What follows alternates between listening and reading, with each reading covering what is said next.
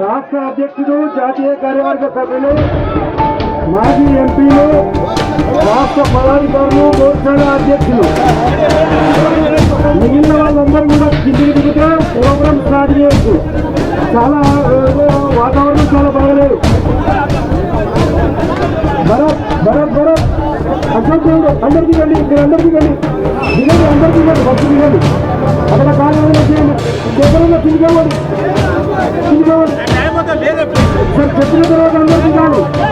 మోర్చాల president ఎవరు ఉన్నట్టు కిందికి రమేష్ గౌడ్ గారు వారు కిందికి దిగాడు.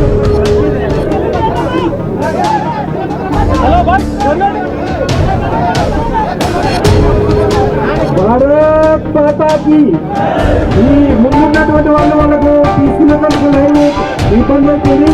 పత్రిక వాళ్ళు తప్ప ఫోటోగ్రాఫర్లు తప్ప ఎవరు కూడా మన వాళ్ళు ఉండకండి.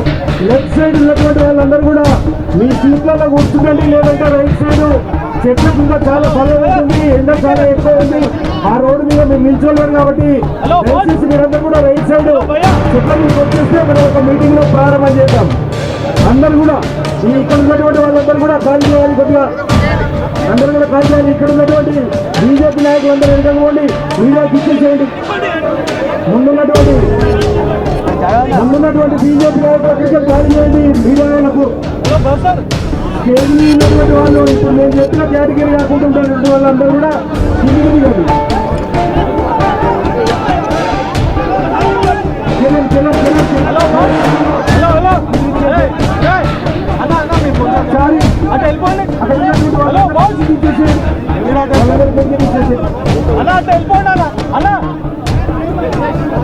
మీరు ఇక్కడ కూడా తిరిగి దిగండి. మీకెవరు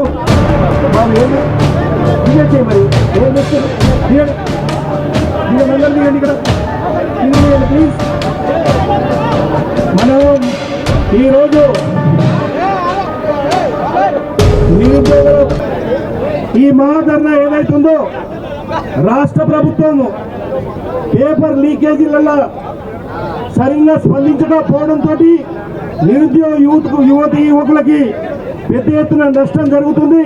వాళ్ళ పక్షాన ఈరోజు మహాధర్నా నిర్వహించి వాళ్లకు న్యాయం జరిగేంత వరకు పోరాటం చేయాలని చెప్పేసి ఈరోజు మన రాష్ట్ర అధ్యక్షుడు బండి సంజయ్ కుమార్ గారు శంఖారావం పూరించబోతున్నారు. కాబట్టి మొట్టమొదట రాష్ట్ర అధ్యక్షుడు బండి సంజయ్ కుమార్ గారి ప్రసంగం ఉంటుంది. వారి ప్రసంగం తర్వాత జాతీయ నాయకులందరూ ప్రసంగాలు సాయంత్రం వరకు ఉంటాయి. ప్రసంగాలన్నీ కూడా సాయంత్రం వరకు ఉంటాయి. కాబట్టి మొదట రాష్ట్ర అధ్యక్షుడు మాట్లాడతాడు, దాని తర్వాత వరుసగా మన జాతీయ నాయకులు, రాష్ట్ర నాయకులు, మాజీ ఎంపీలందరూ కూడా ప్రసంగిస్తారు. కాబట్టి ఇక్కడ రైట్ కు మీరందరూ కాల్ చేయండి బ్రదర్, మీరందరూ కూడా కాల్ చేయండి. అడ్డం ఆ ప్రెస్ వాళ్ళకి అడ్డం ఉన్నది, కాల్ చేయండి. వెనకపోండి, వెనకపోండి, మా వెనకపోండి, వెనకపోండి, లేకుండా కూర్చుండండి, వెనకపోండి, కూర్చుండండి.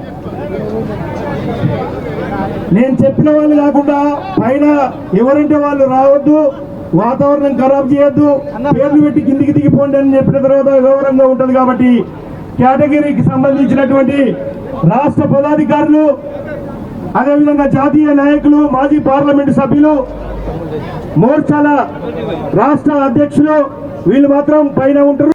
మిగిలిన వాళ్ళందరూ కూడా మన సీట్లలో మనం ఆసీనులు కావాలి.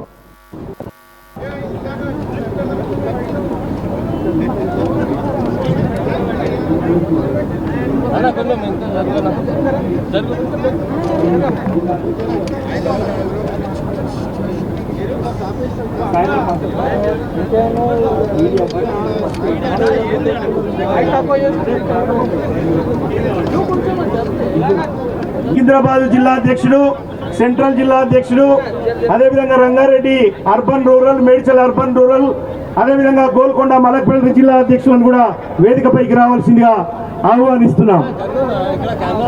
మొదట మరి ఈ దీక్షను సూత్రప్రాయంగా రాష్ట్ర అధ్యక్షులు గారు మాట్లాడి ప్రారంభం చేస్తారు.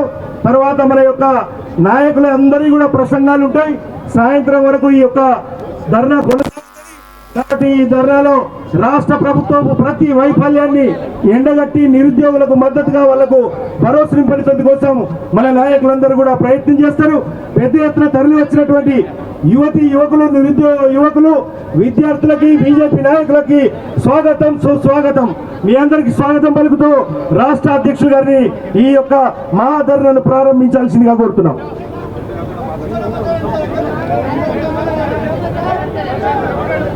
మా కార్యకర్త ఎవరు కనబడతలేదు.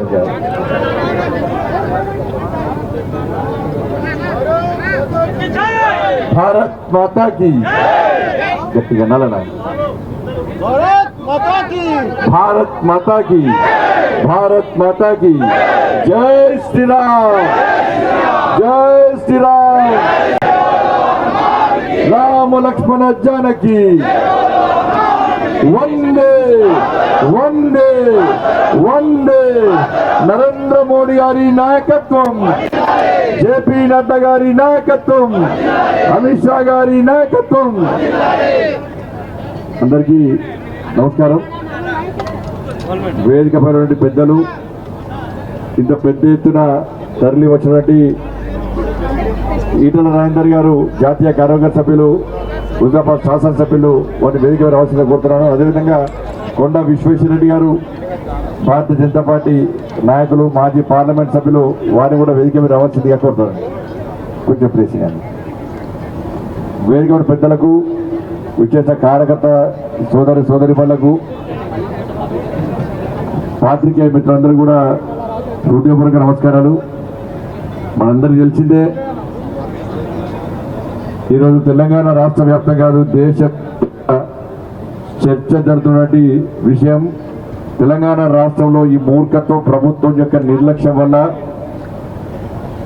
వాళ్ళ చేతగంతనం వల్ల టీఎస్పీఎస్సీ పేపర్ లీకేజ్ కావడం, దాదాపు 30 లక్షల మంది యువకుల యొక్క బతుకులు బర్బాద్ కావడం, దాని మీద ఇప్పటివరకు ముఖ్యమంత్రి స్పందించకపోవడం, ముఖ్యమంత్రి కొడుకు ఊసరు వెళ్ళి మాటలు మాట్లాడడం, తప్పించుకునే ప్రయత్నం చేయడం, నిందితులను కాపాడే ప్రయత్నం చేయడం, అసలు నిందితులు అరెస్ట్ చేయకుండా విచారణ జరపకుండా తప్పించే ప్రయత్నం చేయడం, ఇవన్నీ విషయాల మీద భారతీయ జనతా పార్టీ మొదటి నుంచి కూడా ఉద్యమాలు చేస్తూ ఉన్నది.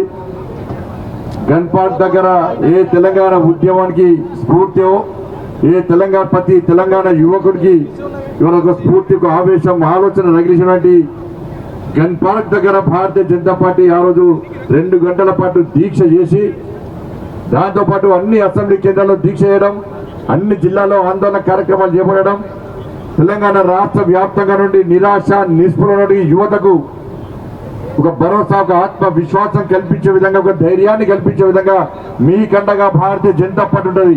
మీరు ఏ అగత్యాన్ని పాల్పడద్దు. వచ్చేది మన ప్రభుత్వం, వచ్చేది మీ ప్రభుత్వం. తప్పకుండా మీకు న్యాయమైనటువంటి మీ ఉద్యోగాలు మీకు ఇప్పించే బాధ్యత భారతీయ జనతా పార్టీది. నెక్స్ట్ వచ్చేది మన ప్రభుత్వం, రామరాజ్యం. కాబట్టి తప్పకుండా జాబ్ క్యాలెండర్ రిలీజ్ చేస్తాం. మీరు ఆవేశపడాల్సిన అవసరం లేదు. మీ భవిష్యత్తు నాశనానికి కారణమైనటువంటి ఈ దారుణ సంఘటన విషయంలో ప్రభుత్వం మెడలు వంచేదాకా వదిలిపెట్టే ప్రసక్తి అని చెప్పి ఇవాళ రాష్ట్ర వ్యాప్తంగా ఉద్యమిస్తున్న భారతీయ జనతా పార్టీ కార్యకర్తలు ఉద్యమిస్తున్న తీరు మనందరికీ తెలిసిందే, మీ అందరికీ తెలిసిందే. దీనికి ప్రధాన కారకుడైనటువంటి బాధ్యత వహించినటువంటి ఐటీ శాఖ మంత్రి కేసీఆర్ కొడుకు ఎట్టి పస్తో రిజైన్ చేయాలి, రాజీనామా చేయాలి, లేకుంటే ఆయన మెడల్ పట్టి బయటికి నూకాలని చెప్పి భారతీయ జనతా పార్టీ ఈ రోజు డిమాండ్ చేస్తూ ఈ దీక్ష ప్రారంభించింది. సిట్టింగ్ జడ్జితో విచారణ జరపాలి. సిట్టింగ్ జడ్జితో విచారణ జరిపి అసలైన దోషులను తెర ముందెవడు తెర వెనుక ఎవడో వాళ్ళని గుర్తించాలి, వాళ్ళని కట్టకట్టాల వెనక్కి పంపాలి, వాళ్ళకు శిక్ష వేయాల్సిందే అని చెప్పి సిట్టింగ్ జడ్జితో విచారణ జరపాలని చెప్పి డిమాండ్ చేస్తూ ఈ రోజు ఈ మహాధర్నా ప్రారంభిస్తున్నాం. దాంతోపాటు దాదాపు చాలా మంది లక్షలాది మంది యువకులు కష్టపడి కూలీనాలు చేసుకునే కుటుంబ సభ్యులు నా కొడుకు డాక్టర్ కావాలి, నా కొడుకు ఆఫీసర్ కావాలి, నా కొడుకు ప్రభుత్వ ఉద్యోగం రావాలి, మమ్మల్ని పెంచి పోషించుకుని చెప్పి ఒక కళలు కనబెట్టి ఆ పేద ప్రజల యొక్క ఆశలు నిర్వీర్యం చేస్తూ అనేక మంది యువకులు కష్టపడి కోచింగ్ తీసుకొని అలా ఉద్యోగాలు రాస్తే ఎగ్జామ్స్ రాస్తే వాళ్ళ భవిష్యత్తును అంధకారం చేసినటువంటి సందర్భంలో ఇలా ఎవరైతే పరీక్షలు రాసినో ఆ యువత అందరు కూడా ₹1,00,000 భృతి ఇవ్వాలని డిమాండ్ చేయడానికే ఈ రోజు ఈ మహాధర్నా ప్రారంభిస్తున్నాం. సిగ్గుండాలే రాష్ట్ర ముఖ్యమంత్రికి. ఇలా ఉదయం అందుకే లేట్ అయింది. మొన్న నేను లేనప్పుడు చూసి ఒక పార్లమెంట్ సభ్యుడు ఇలా పార్లమెంట్ లో ఉంటాడు, నేను లేని సందర్భంలో చూసి మా ఇంటికి వచ్చి లెటర్ అంటే పెట్టారు పోలీసు వాళ్ళు వచ్చి. ఈ రోజు మళ్ళా వస్తానని తెలిసి చెప్పారు. నేనే స్వాగతించిన రమ్మని చెప్పినా రా నీకోసం వెయిట్ చేస్తా. భయపడిపోయే పార్టీ భారతీయ జనతా పార్టీ కాదు, చట్టాన్ని గౌరవించే పార్టీ భారతీయ జనతా పార్టీ, రాజ్యాంగాన్ని నమ్ముకొని ముందుకు పోయే పార్టీ భారతీయ జనతా పార్టీ, ప్రజాస్వామ్యబద్ధంగా మెసులుకునే పార్టీ భారతీయ జనతా పార్టీ, దేశం కోసం ధర్మం కోసం కష్టపడి సమాజం కోసం ఈ తెలంగాణ రాష్ట్ర పేద ప్రజల కోసం కష్టపడి పనిచేసే పార్టీ భారతీయ జనతా పార్టీ. ఈ తెలంగాణ రాష్ట్రాన్ని కాపాడుకోవడమే లక్ష్యంగా ముందుకు వస్తున్న పార్టీ భారతీయ జనతా పార్టీ అని భావించే ఈ రోజు సిట్ అధికారుల ఆఫీసులు నేనే పిలిచిన, నోటీసు నేనే తీసుకున్నా. మా లీగల్ సెల్ మా లీగల్ టీం ఆలోచిస్తుంది ఏ విధంగా స్పందించాలో స్పందిస్తాం. సిట్టింగ్ జడ్జితో విచారణ జరగమంటే ఇవాళ సిట్టి చేసి ఏ విధంగా దగులుబాజీ మాటలకు దగులుబాజీ వేషాలకు ఈ రాష్ట్ర ప్రభుత్వం పరిమితమైందో తెలంగాణ సమాజం ఆలోచించాలి. నువ్వు తప్పు చేయకుండా సిట్టింగ్ జడ్జితో విచారణ జరపడంలో నీకున్న అభ్యంతరం అనేది.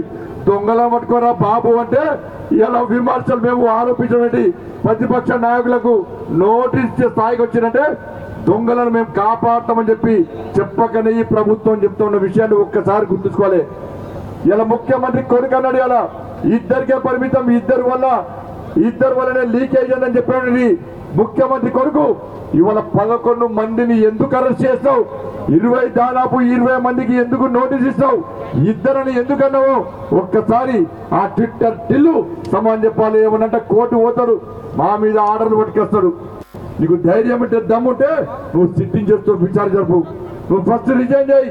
నీ కుటుంబానికి లెక్క బయటలో ఒక పద్ధతి. వేరే మంత్రులు వేరే ఎమ్మెల్యేలైతే మెడబట్టి బయట నింపుతావు, వాళ్ళని ఇబ్బంది పడతావు, లేనిపోని ఆహ్వానాలకు గురి చేస్తావు, అపార్థాలు ఆపాదిస్తావు.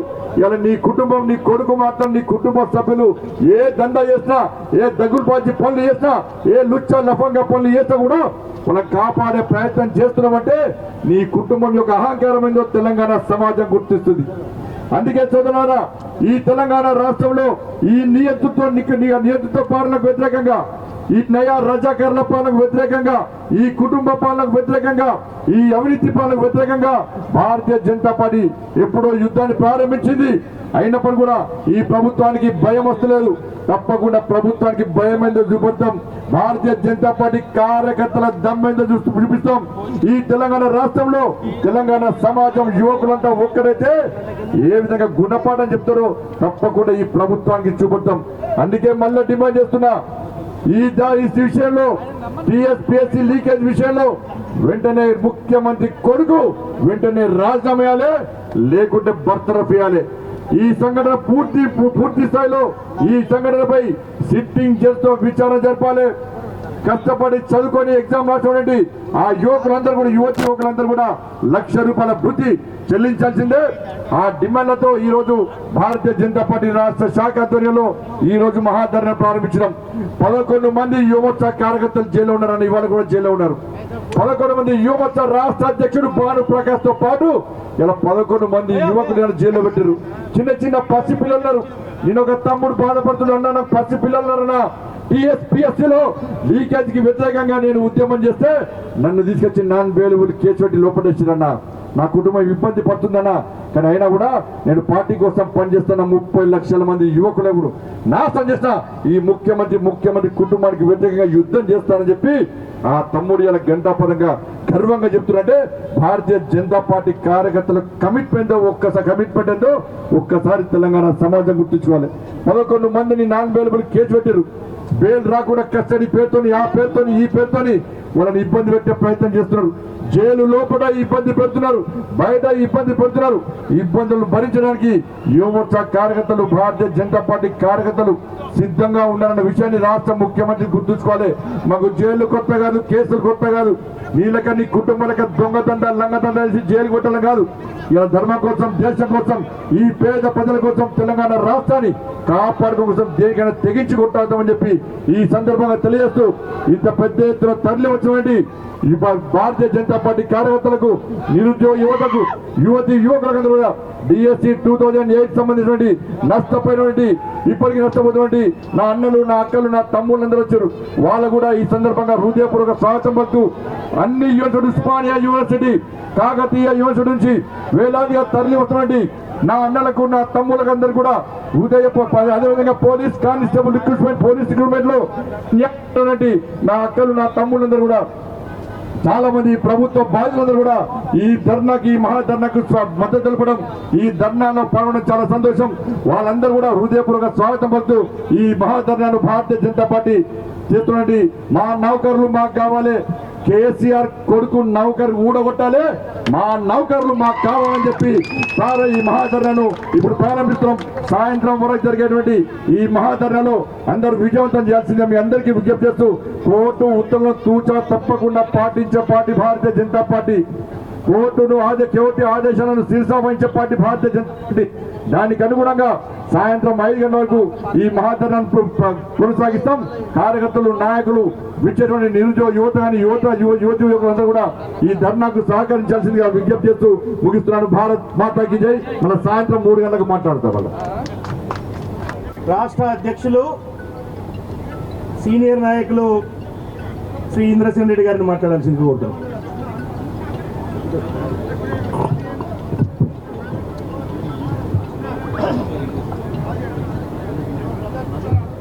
భారతీయ జనతా పార్టీ రాష్ట్ర అధ్యక్షులు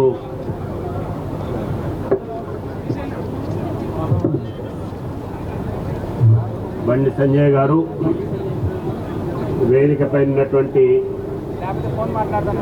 భారతీయ జనతా పార్టీ సీనియర్ నాయకులు, ఈరోజు యొక్క నేనెంత సంపాదిస్తాను, నా కుటుంబం, నా పార్టీ వాళ్ళకి ఎట్లా లబ్ధి చేస్తాననేటువంటి ఆలోచన తప్ప రెండోది లేదని చెప్పి మనం చేస్తున్నాను. ఈ ప్రభుత్వం అధికారంలోకి వచ్చిన తర్వాత మొట్టమొదటిసారి ఈ యొక్క పబ్లిక్ సర్వీస్ కమిషన్లో జరిగినటువంటి ఎంప్లాయ్మెంట్, ఈ యొక్క ఉద్యోగాల్లో వాళ్ళకు సంబంధించినటువంటి వాళ్ళకు మాత్రమే ఉద్యోగాలు వచ్చినాయని చెప్పి కొంతమంది కోర్టుకు పోయినటువంటి విషయం వాస్తవమా కాదా అని నేను అడుగుతున్నాను. 2016లో జరిగినటువంటి ఈ యొక్క public service, Telangana public service commission ద్వారా జరిగినటువంటి ఏవైతే ఉద్యోగాలు ఉన్నాయో వాటి విషయంలో కోర్టులో కేసు రాకుండా ఎవరు అడ్డుపడుతున్నారని చెప్పి నేను ఈ సందర్భంగా అడుగుతున్నాను. చాలా స్పష్టంగా ఈరోజు సోషల్ మీడియాలో కేసులు ఎక్కడున్నాయి, ఆ యొక్క దీంట్లో ఎవరెవరు లబ్ధి పొందారు, వాళ్ళ నియోజకవర్గానికి సంబంధించినటువంటి వాళ్ళు, వాళ్ళ పార్టీకి సంబంధించినటువంటి వాళ్ళు ఏ రకంగా లబ్ధి పొంది ఉద్యోగాల్లో చేరారో స్పష్టంగా వస్తుంది. దానికి ఎందుకు సమాధానం చెప్పటం లేదని చెప్పి నేను ఈ సందర్భంగా అడుగుతున్నాను. ఆ యొక్క అపాయింట్మెంట్ ద్వారా కోట్ల కొద్ది రూపాయలు లబ్ధి పొందిన తర్వాత ఆ తర్వాత ఈ రాష్ట్రంలో జరిగింది భారతీయ జనతా పార్టీ బండి సంజయ్ గారి నాయకత్వం.